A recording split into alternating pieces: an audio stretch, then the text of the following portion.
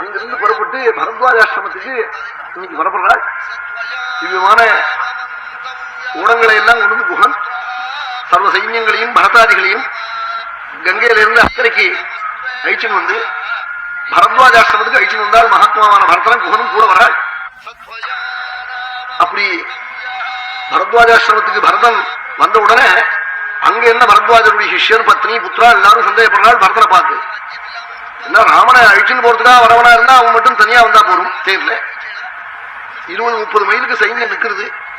அவன் மனசுனால கூட கட்ட முடியல அந்த சைன்யத்தைங்கிறாள். இத்தனை சைன்யத்தோட பரதன் வந்தா சந்தேகப்படாமல் என்னமா இருக்க முடியும்? அதனால சந்தேகப்படுறாள். ஆனா பரதன் தான் இத்தனை சைன்யத்தை எதற்கு அழைத்து வந்தான் என்றால் கருணாமூர்த்தி ஸ்ரீ ராகவன். யாராவது ஒரு ஜீவன் 2 கண்ணுனாலும் ஜலமுட்டா பொறுக்க மாட்டான், அவன் அப்படியே உருகி போடுவான். இப்படி 30-40 மைலுக்கு சைன்யத்தை நிறுத்தி எல்லாரையும் அழை சொல்லி அயோத்திக்கு வரணும்னு கூப்பிட்டா வந்து விடுவாங்கிற எண்ணத்துல பரதன் அப்படி எல்லாரையும் அழைச்சு வந்திருக்காள். அந்த எண்ணம் பரதனுக்கு. ஏன்னா சர்வபூத தயாபரங்கிறார் வால்மீகி ராமனே. அதனாலதான் சர்வபூதானுகம்பினம் பட்சினோ விப்ரயாச்சந்தே சர்வபூதானுகம்பினம்.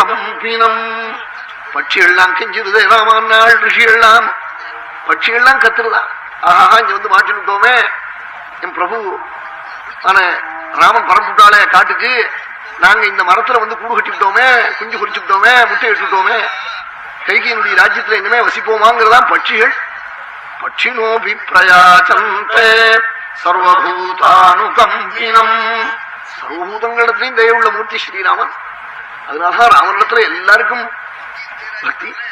மகான்கள் எல்லாம் ராமன் உபாசிக்கிறாள். அப்படிப்பட்ட பிரபு ராமன். அவன் வந்து எல்லாருடைய கண்ணிலிருந்து ஜலம் வந்தா பொறுக்க மாட்டான் என்று பரதன் பக்தனாகினால தெய்வத்தினுடைய உள்ளம் தெரிஞ்சு எல்லா சைன்யத்தையும் அழிச்சு வந்திருக்கான். இதை பார்க்கிறவாள்லாம் சந்தேகப்படுறாள் பரதனை பார்த்து. பரத்வாஜரும் காட்டாள். அப்ப சொன்னால் ஞானியான நீங்கள் கூட என்ன இப்படி சந்தேகப்பட்டு கேட்கலாமா, என்னதுக்கு சைன்யத்தோட வந்தேன்னு? நான் என் பிரபு அழிச்சுன்னு போறதுக்காக தான் வந்திருக்கேன்னு சொன்னாள். ரொம்ப சந்தோஷப்பட்டாள் பரத்வாஜர்.